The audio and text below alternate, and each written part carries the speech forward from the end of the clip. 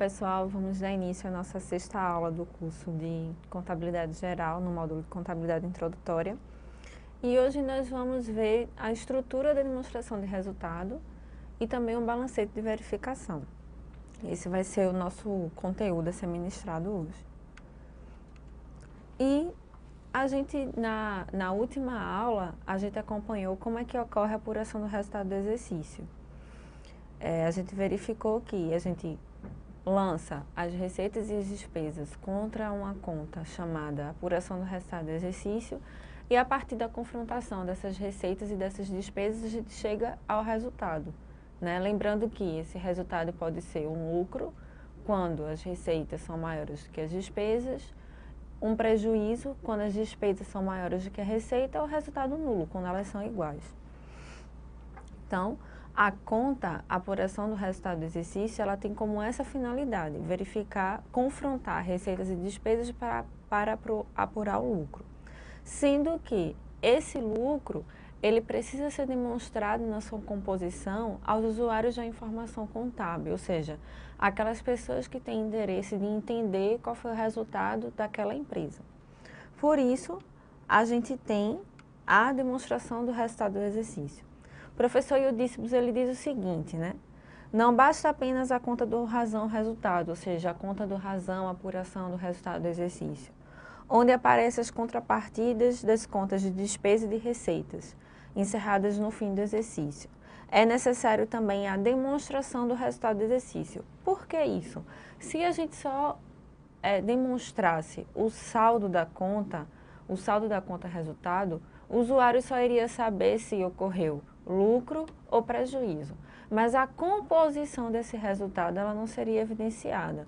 Então, quando a gente publica a demonstração do resultado do exercício, a gente está mostrando também como foi que se formou esse lucro, qual é a composição desse lucro, né? Através da demonstração do resultado do exercício, os usuários vão poder saber qual é o nível de vendas, né? Qual foi a receita apurada pela empresa, quanto ela pagou de imposto, quanto ela pagou de despesa administrativa, despesa financeira, ou seja, entender como é que está sendo formado esse resultado da empresa. A DRE, né, falando da sigla agora, chamando a demonstração do resultado pela sigla DRE, como é comumente conhecida. Ela é uma demonstração obrigatória, segundo a Lei 6.404 de 76, essa é a lei que rege as sociedades anônimas ou aquelas empresas que negociam suas ações em bolsa, que têm um capital aberto. E no artigo 176 ele diz o seguinte: ao fim de cada exercício social, ou seja, quando chegar ao final de cada exercício que foi delimitado pela administração da empresa, a diretoria fará elaborar, ou seja, isso é uma competência da empresa, né, da gestão da empresa. Com base na escrituração mercantil da companhia, as seguintes demonstrações financeiras, que deverão exprimir com clareza a situação do patrimônio da companhia e as mutações ocorridas no exercício.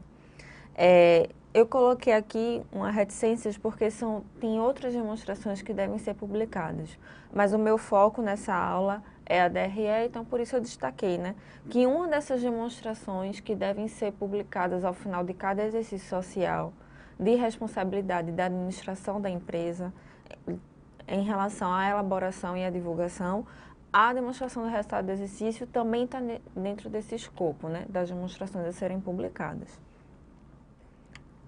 Então, bora conhecer, né, a gente vai conhecer quais são as contas, né, que compõem a DRE, e eu trouxe uma citação aqui da FIPECAF, diz o seguinte: a demonstração do resultado do exercício, DRE, é a apresentação em forma resumida das operações realizadas pela empresa durante o exercício social.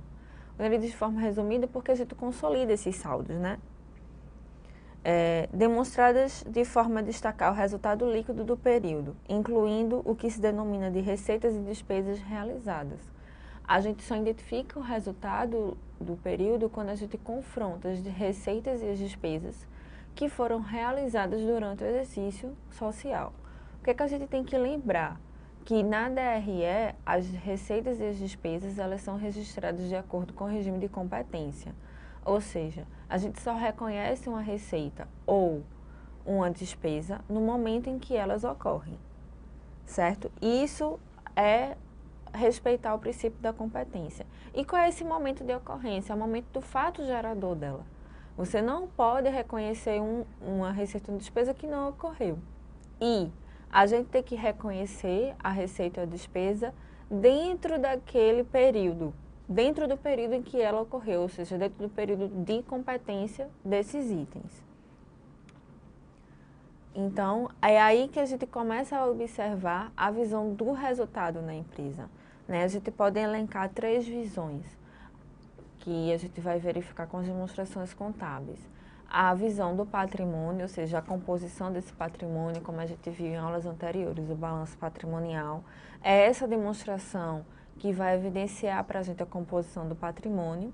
A visão do resultado, ou seja, se a empresa teve lucro ou prejuízo, ou o resultado dela foi nulo, que é evidenciado pela DRE. E também a gente tem a visão do caixa, né, da gestão do caixa da empresa. Então, de forma a proporcionar a visão do patrimônio, a gente tem a demonstração, a visão do resultado, a gente tem a demonstração do resultado do exercício, e que ela traz o seguinte: a cada período de competência, né, as informações contábeis em relação àquele período é evidenciado. Nesse período de competência, o que é que a gente vai fazer? Vai registrar todos os eventos econômicos que ocorreram dentro da empresa. Quando chegar ao final desse período, o que é que a gente vai tentar identificar?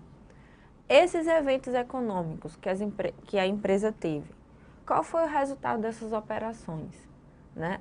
Essas operações auferiram lucro, prejuízo ou resultado nulo. É na DRE que a gente vai identificar essas informações.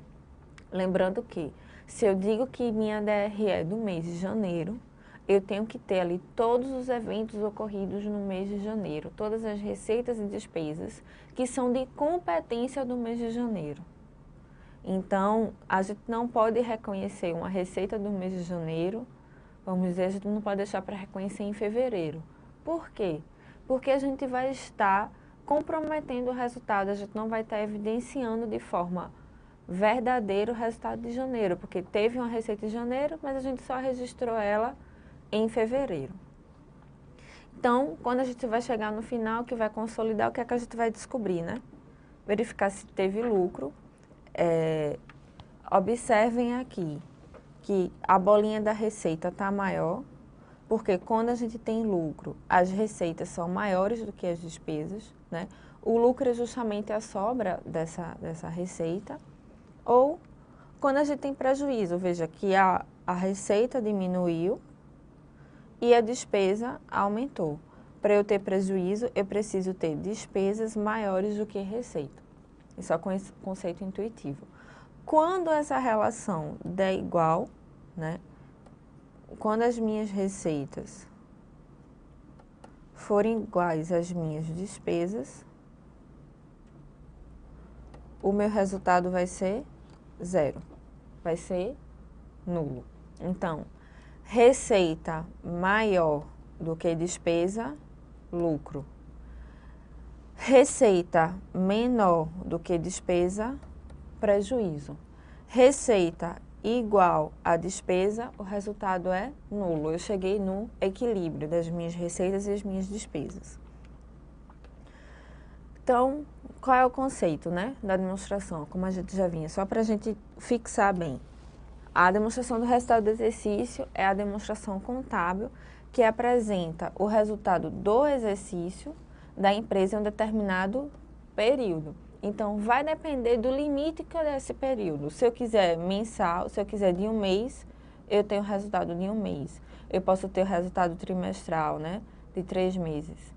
Ou eu posso ter o resultado anual. Vai depender do horizonte de tempo que eu delimitar para essa demonstração. No caso das empresas que emitem ações, elas publicam esses resultados trimestralmente e anualmente. Mas quer dizer que dentro da empresa, né, para tomar decisão dentro da empresa, a diretoria só vai fazer isso quando for publicar? Não. Para fins internos, você pode ter esse acompanhamento diário, mensal, quinzenal. Isso vai depender da necessidade da gestão da empresa de saber como é que está esse resultado. Às vezes você faz uma política diferenciada de preços em um determinado período, então você pode elaborar uma DRE para verificar qual foi o resultado dessa política, né? Dessa promoção que você quis fazer. Qual foi o resultado de forma geral, englobando toda a empresa? Se foi um resultado positivo ou foi negativo? Geralmente esse acompanhamento para fins gerenciais, eles não demoram tanto tempo que nem exige a contabilidade societária.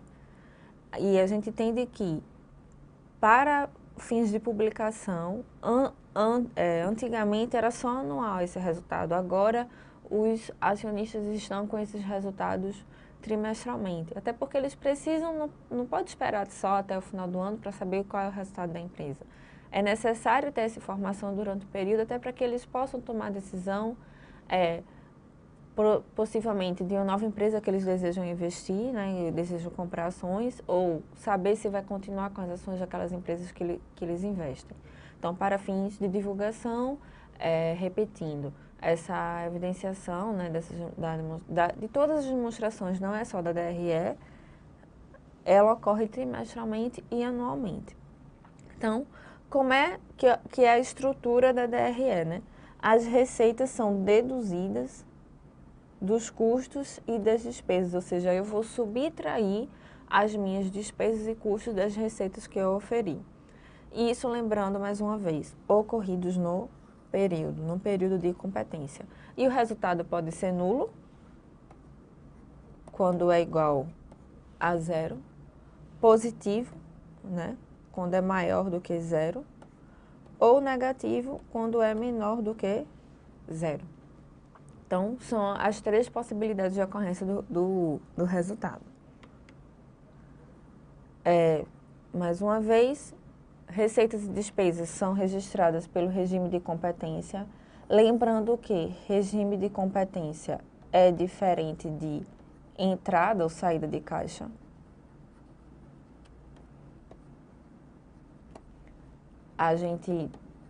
Geralmente, a gente confunde receita com entrada de caixa, mas não necessariamente a receita ela vai ocorrer no mesmo momento que entra o dinheiro no caixa. Se a venda que nós realizarmos for à vista, esses dois fatos vão ocorrer no mesmo período. Mas, se a venda que nós realizarmos na empresa for a prazo, no momento da realização da venda, a gente vai ter uma receita e a entrada de caixa em relação a esta receita vai vir a ocorrer no futuro. Sendo que a gente não vai esperar o dinheiro entrar em caixa para reconhecer a receita, certo? O fato gerador da receita é a transferência do bem, a transferência da propriedade do bem da empresa para a pessoa que está comprando e o recebimento do pagamento ou da promessa de pagamento. Então, quando a gente compra a prazo, a gente recebe o bem no ato da compra, mas a gente promete pagar para a loja. Então, a loja, naquele momento, ela já oferiu uma receita, né? Porque ela já transferiu aquele bem para o cliente. Então, lembrando mais uma vez, receita pode ocorrer no mesmo momento da entrada de caixa ou não. Entrada de caixa é entrada de dinheiro no caixa da empresa. Então, quando a venda ela é à vista, a receita ela ocorre no mesmo momento da entrada de caixa. Quando ela é a prazo, não. Ocorre a receita porque ocorreu o fato gerador, né? Houve a transferência do bem e essa promessa de pagamento e a entrada de caixa vai vir a ocorrer no futuro.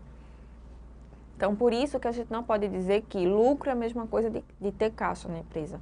Às vezes a empresa pode ter lucro, mas o caixa dela está zerado. Justamente porque provavelmente ela realiza as vendas dela a prazo e no momento ainda nenhum cliente pagou o que deve à empresa. Então, sempre é necessário, na administração da empresa, a gente visar as duas coisas. É importante ter lucro, sim, mas é importante ter caixa também. Porque é o dinheiro em caixa que vai fazer com que a gente consiga cumprir com os compromissos de curto prazo. Até que esse lucro futuro, ele não se realize, que às vezes ele pode demorar a se realizar. Não é, desculpa, a palavra não é realizar, mas se transformar em caixa. Ou seja, aquela venda que a gente ocorreu a prazo, ela leva um certo tempo para que ela se transforme na entrada de caixa, na entrada de dinheiro dentro da empresa. Opa! Então, aqui qual é a estrutura, né, da DRE? A gente sempre vai iniciar a DRE com a receita bruta de vendas, né? Isso aqui é o valor correspondente ao faturamento, né, da empresa. E a gente vai vir com as deduções da receita. Quem são as deduções da receita? Devoluções de produtos, né? Geralmente quando o cliente devolve o produto. Descontos que a empresa forneceu aos clientes, ou seja, vai diminuir aquela receita inicial que ele tinha oferido. E impostos sobre as vendas, ou seja, os impostos que incidem sobre as vendas, que a gente vai ver detalhadamente nas próximas aulas, quais são esses impostos, né? Quando a gente pega a receita bruta e diminui, né, dessas deduções da receita, a gente vai ter a receita líquida. Tá? A receita líquida o quê? Dessas deduções. Então, após isso, a gente vai retirar o custo dos produtos, das mercadorias e dos serviços. Porque está em vírgulas, né? Produtos, vírgula, mercadorias, vírgula, dos serviços. Porque eu tentei fazer apresentar para vocês a estrutura de uma DRE que poderia ser aplicada a 3 tipos de empresa, né? Comercial, industrial e de serviços. Então, se a empresa for industrial, custo dos produtos. Se for comercial, custo da mercadoria. Se for de serviço, custo dos serviços vendidos. Então, quando a gente pega a receita líquida e reduz, vocês estão percebendo que é sempre dedutivo, né? Reduz esses custos dos produtos, a gente chega no lucro ou no resultado bruto.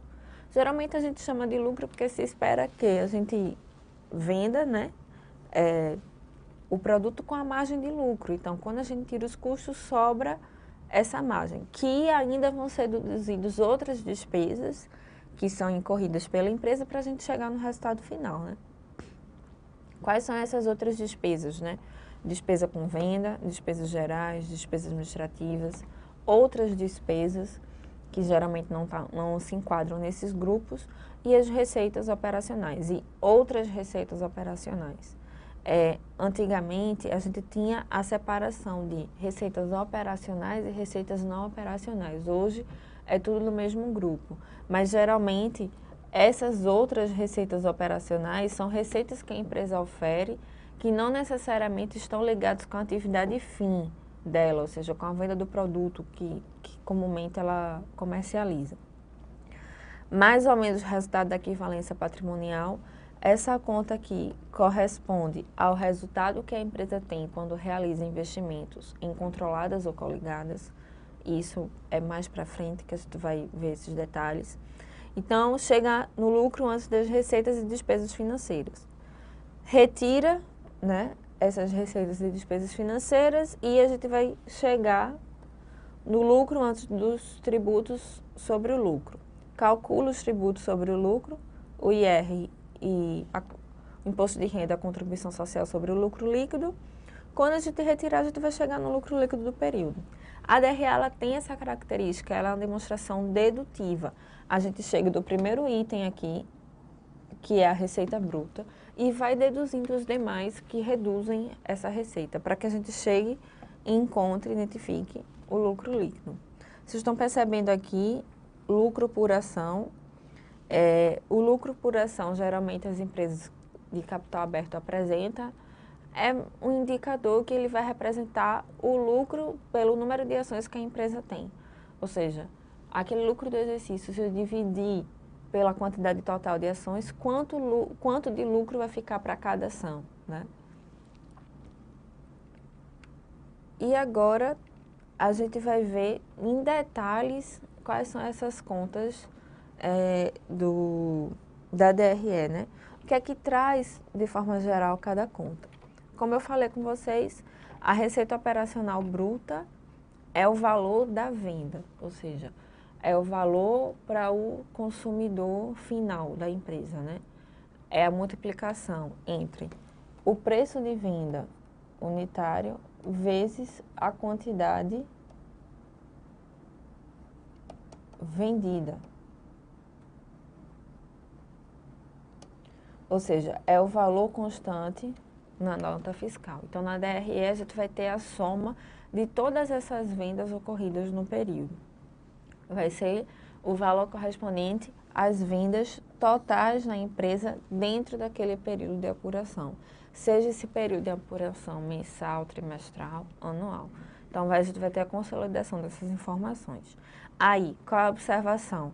Neste valor estão inclusos os valores dos impostos incidentes sobre as vendas, como eu falei, né? Depois a gente vai vir com a dedução as deduções da receita para a gente identificar o valor líquido, mas na receita operacional bruta está dentro desse valor os impostos incidentes sobre as vendas, certo? Que corresponde ao valor constante da nota fiscal da empresa, nota fiscal que a empresa emite da venda.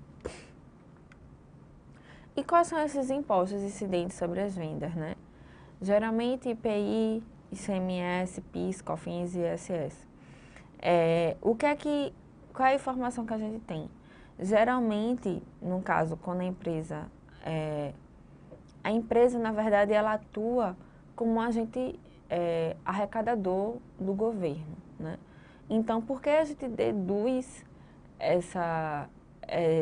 esses impostos das vendas? Porque não se tratam de despesas da própria empresa, né? Na verdade, ela está atuando como agente de arrecadação. Então, a gente retira esse valor do imposto que está dentro da receita, porque esse valor ele vai ser transferido para o governo.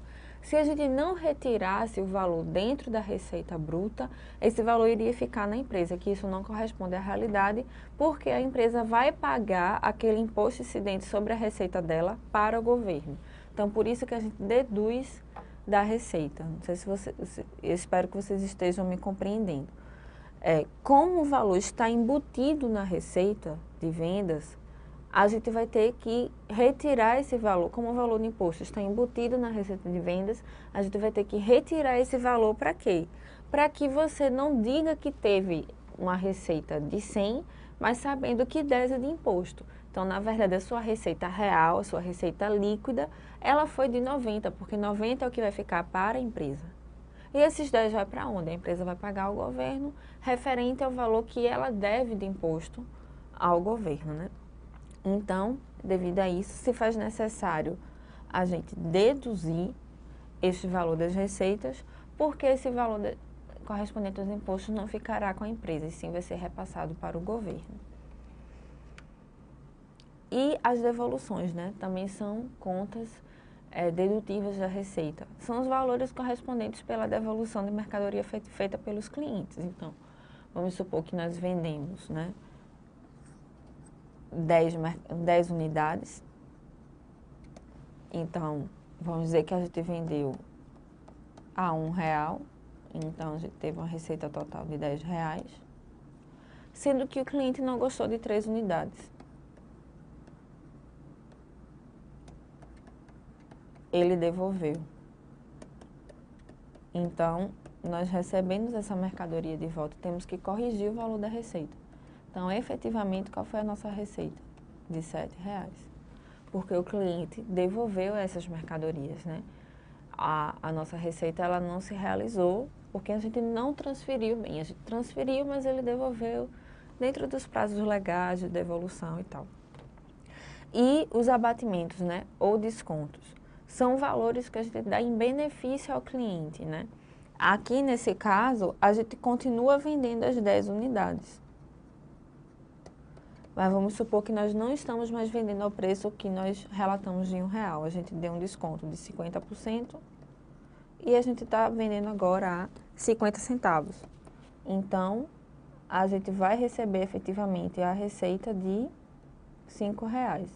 E os outros R$5 vão entrar como abatimento, ou seja, foi o desconto que a gente deu para o cliente. Então, a gente tem que registrar esse abatimento. E quem vai ser a receita operacional líquida, né? Quando eu pegar a minha receita bruta de vendas, quando eu pegar essa receita e deduzir, ou seja, reduzir os seguintes valores correspondentes a impostos, devoluções de mercadoria e abatimento sobre o valor das mercadorias, eu vou encontrar minha receita operacional líquida. Relembrando, impostos não correspondem ao valor da empresa, e sim do governo. Ou seja, a empresa vai ter que repassar esse valor para o governo. Devoluções de mercadoria, eu vendi a mercadoria, mas o cliente me devolveu. E os abatimentos, eu forneci um desconto aos clientes. Então, todos esses valores vão reduzir a minha receita operacional bruta, que eu vou chegar ao resultado da minha receita operacional líquida. Líquida de impostos, devoluções e abatimentos. Então, vamos para um exemplo aqui. Vamos dizer que eu tive a receita operacional bruta de 100 mil. Teve a incidência de 17 mil, correspondente aos impostos sobre as vendas, R$ 1.000 correspondente à devolução e 500 correspondente ao abatimento. Então, efetivamente, qual foi a receita que ficou na empresa? 81.500. É o valor da minha receita operacional líquida, tá? Pronto. Chegamos até a receita operacional líquida. Agora a gente vai verificar quais são as contas que vão vir depois, que a gente vai deduzir dessa receita operacional líquida para chegar no lucro. E a gente viu que a gente vai chegando a algumas igualdades, lucro bruto, lucro operacional, lucro antes das despesas financeiras. Então a gente vai verificar esses componentes, né? A próxima conta que a gente vai estudar é o custo das mercadorias vendidas, ou custo dos produtos vendidos, ou custo do serviço vendido, né?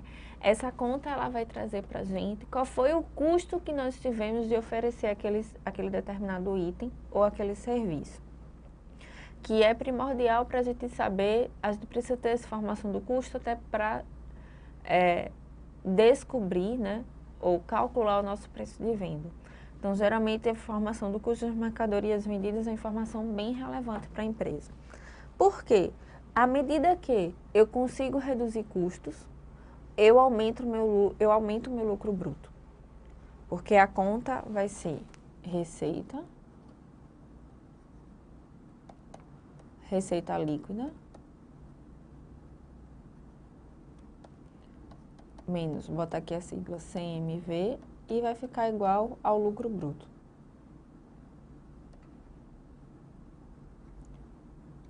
Para depois disso eu começar a pagar minhas despesas. Então, por isso que a gente ouve tanto em redução de custos e despesas.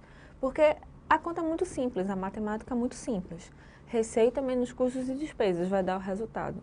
Então, se geralmente eu não posso mexer na minha receita, né? Vamos pensar numa empresa que trabalha na concorrência perfeita.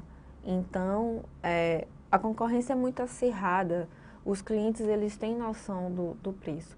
Então, eu não posso, para eu auferir mais lucro nessa situação, se eu for aumentar o preço do meu produto, talvez a minha demanda ela seja sensível a essa alteração de preço. Então, vai ser uma conta que eu não vou mexer muito. Então, para aumentar meu lucro, eu tenho que reduzir os meus custos e as minhas despesas. Então, custos e despesas são itens que requerem muita atenção dentro da empresa. Precisam ser administrados com um certo rigor. Porque qualquer economia que a gente tiver no custo e nas despesas, a gente vai aumentar o nosso lucro, certo? Então, na DRE, essa informação referente aos custos está nos custos da mercadoria vendida, ou seja, vai se referir ao valor de custo das mercadorias, produtos e serviços que foram vendidos dentro daquele período, tá? O que é que a gente vai ter que prestar atenção, né? O valor de avaliação unitário do custo que estão presentes na DRE é o mesmo que estão no estoque, no balanço patrimonial. Na verdade, está no estoque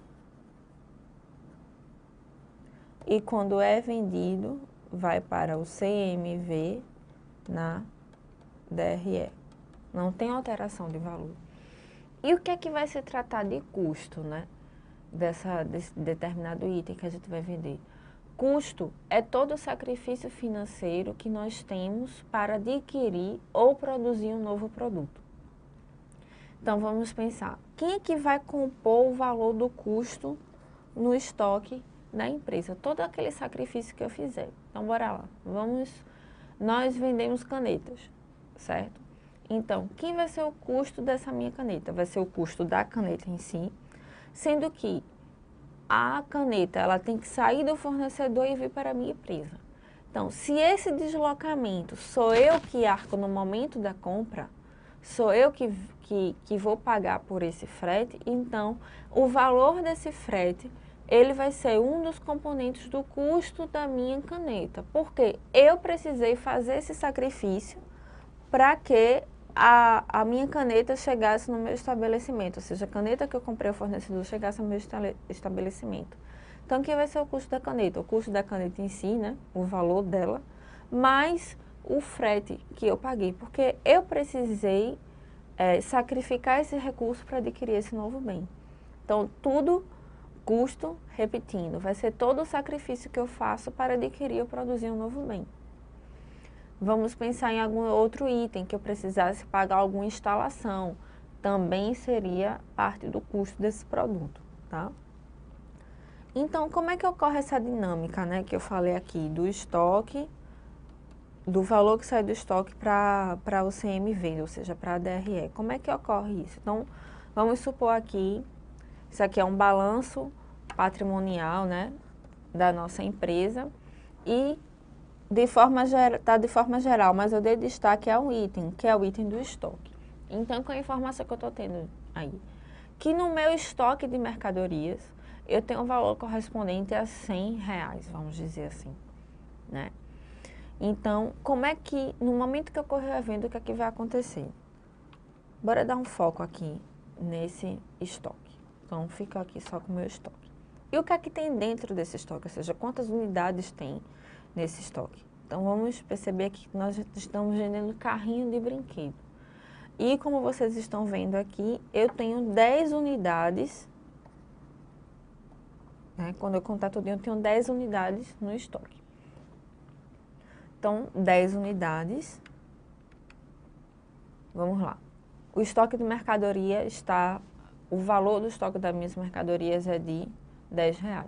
Para eu realizar a venda, eu tenho que saber qual é o custo unitário desse meu item, ou seja, eu tenho que saber qual é o custo de cada carrinho que eu vou vender.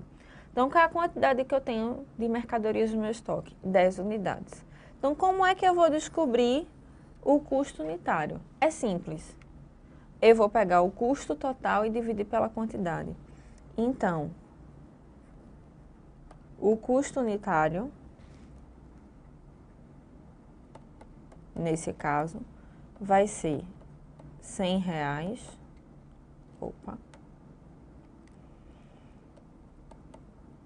dividido pelas 10 unidades. Então, cada carrinho meu custa R$10. Então, o custo é de 10 por unidade. Se eu vender todos os carrinhos, né, o valor do CMV vai ser o valor correspondente ao estoque. Se eu vender todos. Mas se eu não vender todos, eu não já descobri o custo unitário? Então, para eu descobrir o valor do custo da mercadoria vendida, é só pegar a quantidade e multiplicar pelo custo unitário. Pronto. Então, voltamos, né? Estamos com o nosso estoque e nós vamos vender 5 unidades. Então, essas 5 unidades aqui, que está em destaque, elas vão ser vendidas. Ou seja, elas vão sair do estoque e vão compor agora o custo da mercadoria vendida. Nesse meu exemplo aqui, eu só estou vendendo 5, então só vai essa parcela. As outras 5 continuam no estoque à espera da realização da sua venda, né? Então, esse valor vai para a DRE, através de que conta? Do custo da mercadoria vendida. Isso daqui é que vai compor meu resultado. A partir do momento que eu estou me desfazendo dessa parcela que está no estoque, eu estou oferindo uma receita, né? Eu não estou dando esses itens de graça. Sendo que eu tive um custo para adquirir essa mercadoria. Então, eu vou deduzir do custo da mercadoria vendida para conseguir identificar o quê? Qual foi o lucro bruto que eu tive na minha operação. Então, é esse o raciocínio. os itens estão em estoque, eles saem do estoque e vão compor o custo da mercadoria vendida. Agora, são todos os itens que estão em estoque? Não, vai depender da quantidade que foi vendida. Então, pode ser que a empresa venda todo o estoque dela de uma vez, ou pode ser que ela vá vendendo aos poucos. Isso é normal, não tem nada errado nisso. Então, meus carrinhos foram embora, né? Foram para onde? Para o CMV. Então, o valor correspondente a essas 5 unidades vai ser o custo da minha mercadoria vendida, que vai integrar a minha demonstração do resultado do exercício. E como é que eu vou saber o custo da minha mercadoria vendida, né? Pegar o custo total unitário. Por que custo total? Todo o custo que foi necessário para eu adquirir esse novo bem, sendo que aqui eu estou analisando em termos unitários, que eu preciso saber quanto custa cada carrinho, vezes a quantidade vendida. Então, quanto é esse meu CMV? A gente já descobriu, né, que o custo total unitário ele foi de R$10 por unidade. Quantas unidades eu estou vendendo? 5, né? Então, o meu CMV é de R$50. Eu vendi a metade do que estava lá no meu estoque. Então, agora o que é que vai acontecer? O CMV vai ser de 50 e eu tenho que atualizar o meu estoque, né? Eu tinha, fazer um razonete aqui, eu tinha R$100 no estoque, vendi 50. Agora, meu estoque está valendo R$50. Correspondente que é os 5 carrinhos que restaram. Então, qual é esse lançamento contábil, né, da baixa do estoque? Então, eu vou debitar o CMV. Lembrando que o CMV é uma conta de resultado. A essência dele é uma despesa, por isso que a gente está debitando. E vou creditar o meu estoque. No caso do nosso exemplo, por R$50, que é o valor correspondente a essa venda que eu fiz nesse período. Então, aqui eu estou ajustando o meu resultado, estou ajustando o meu ativo, porque agora eu só tenho 5 unidades no meu estoque. Então, o meu estoque está sendo avaliado por R$50. Continuando a conhecer as outras contas da DRE, nós temos as despesas operacionais, que são despesas decorrentes da atividade operacional da empresa. O custo ele vai estar relacionado com a questão da venda, né? O custo da mercadoria vendida são as quantidades que são vendidas, sendo que a gente não tem somente esses custos dentro da empresa.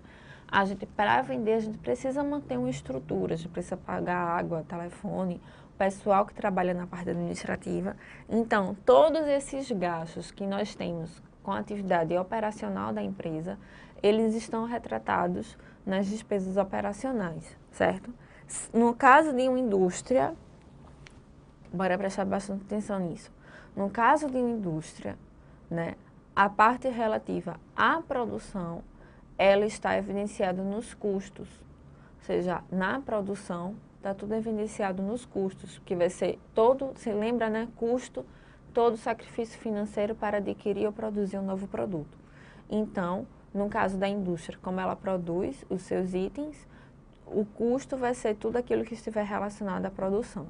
Então, o produto ficou pronto, todos aqueles gastos que ocorrerem após a produção vão ser despesas, que vão estar evidenciados aqui a partir de agora. Então, as despesas operacionais são as despesas decorrentes das atividades operacionais da empresa, né? Então, eu trouxe aqui um exemplo, né? Para uma padaria funcionar, né, produzir os pães e atender seus clientes, além do padeiro, que fica responsável pela produção, ela precisa de funcionários para atender os clientes, por exemplo, no caixa e no balcão. Então, o salário correspondente a esses serviços, né, a questão do atendimento no balcão e o atendimento no caixa, eles vão ser tratados como despesas operacionais para a padaria. Porque o processo produtivo de produzir o pão terminou, então depois vai ser a questão do atendimento. Porque os clientes não vão entrar, por exemplo, dentro da produção para pegar esses pães. Então, precisa de um funcionário para atender, precisa de um funcionário para atender no balcão, para atender no caixa. Então, todos esses gastos que a padaria tiver agora vão ser despesas. Então, exemplos, né? Nós temos despesa com vendas ou despesas comerciais, né, de atendimento ao cliente e tal. Despesas gerais e administrativas, o salário do contador dentro da empresa, o salário do administrador, que não esteja relacionado à área de produção, salário dos diretores, salário das secretárias, todos são despesas gerais e administrativas. E outras despesas operacionais que possam vir, que não necessariamente se enquadram nessas duas situações que a gente já citou. E outras despesas ou receitas operacionais. Como eu disse para vocês, né? Anteriormente às últimas modificações ocorridas na Lei 6.404 de 76, essas despesas e receitas eram chamadas de não operacionais, né? E o que é que se trata essas despesas, essas receitas?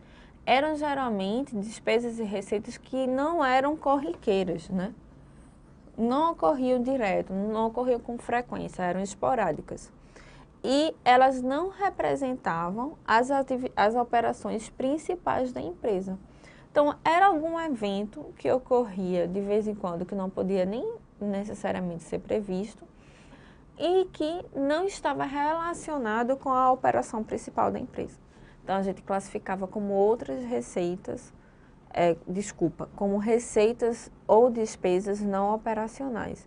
E essa classificação agora é de outras receitas ou despesas operacionais. A gente sabe que ocorreu na empresa, mas não necessariamente está diretamente vinculado à operação.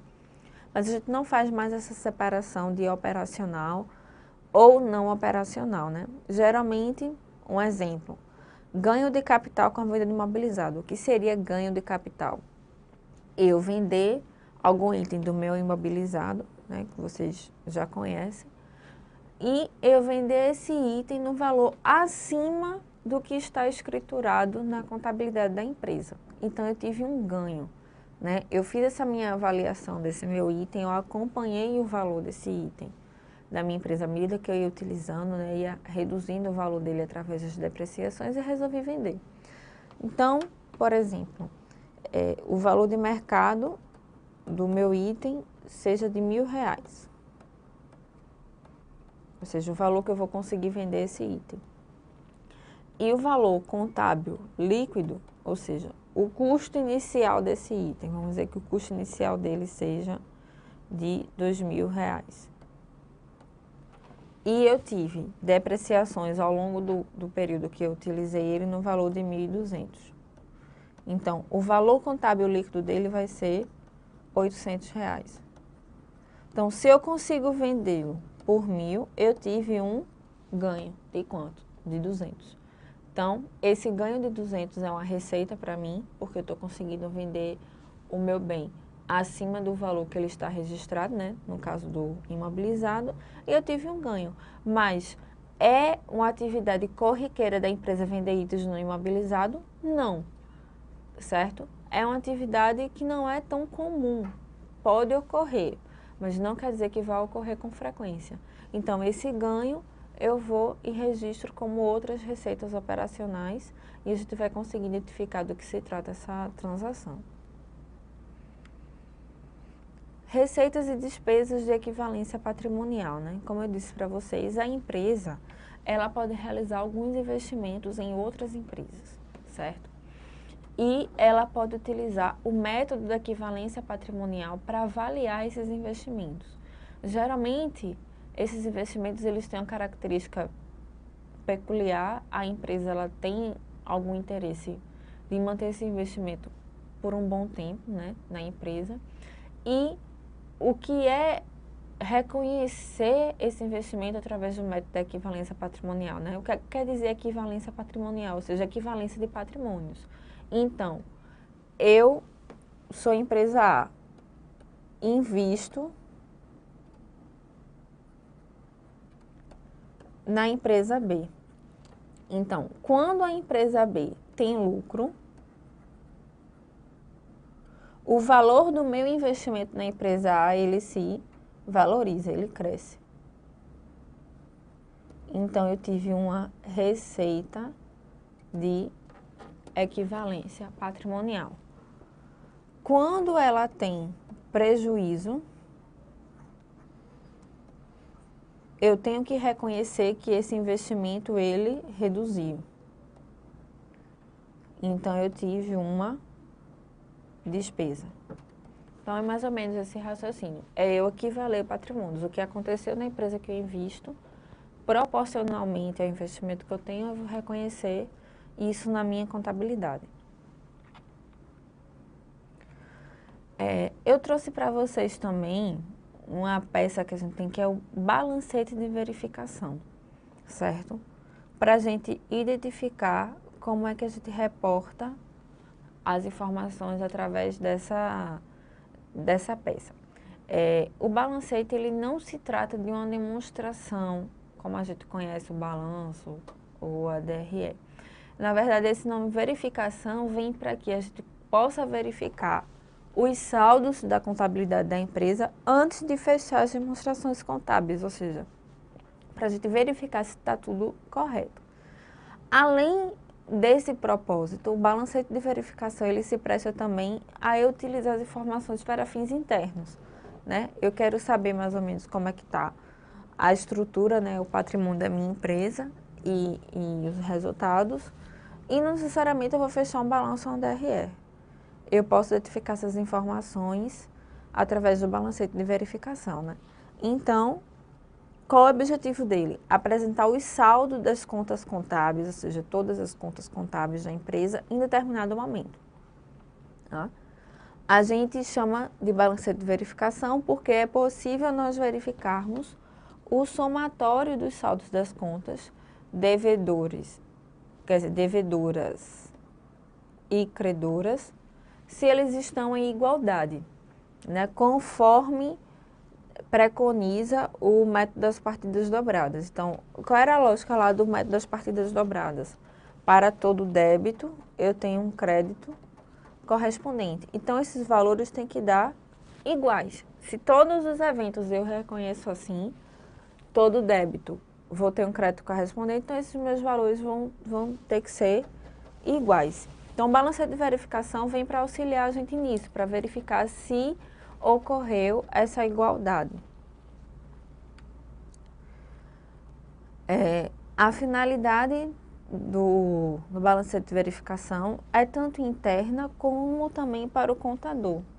Para o contador saber se os registros estão corretos antes da gente fechar essas publicações. Geralmente também é utilizado na prestação de contas de condomínios. Não sei se vocês possivelmente já verificaram isso. Quando a administração do condomínio vai prestar contas, ela emite um balancete de verificação, que atende perfeitamente à finalidade do condomínio. Aí, qual é a observação? Eu comentei para vocês do balanço patrimonial, né? Quais são as contas que estão no balanço patrimonial? São as contas patrimoniais. Na demonstração do resultado do exercício estão as contas de resultado. O balancete de verificação, ele agrupa tanto as contas patrimoniais quanto as contas de resultado, certo? Sendo que, lembrem-se, o balanço patrimonial, ele não é, o balancete de verificação não é um balanço patrimonial. Por quê? Porque ele tem todas as contas, eles têm as contas de patrimônio e as contas de resultado. O balanço patrimonial, ele somente vai trazer as contas patrimoniais. E a DRE... Eita, deixa eu apagar isso aqui para vocês entenderem. No balanço patrimonial, somente as contas patrimoniais. E na DRE, somente as contas de resultado. O balancete de verificação, o objetivo dele é apurar se todos os débitos da empresa, eles estão iguais a todos os créditos. Então, eles contemplam tanto as contas patrimoniais quanto as contas de resultado. Mas uma informação, ele pode ter 2, 4, 6 ou 8 colunas, que a gente vai ver com maior detalhe na próxima aula. Então, na próxima aula eu vou trazer um exemplo para vocês, para a gente verificar esses registros e como a gente pode evidenciar os registros da empresa dentro do balancete de verificação. Então, até lá!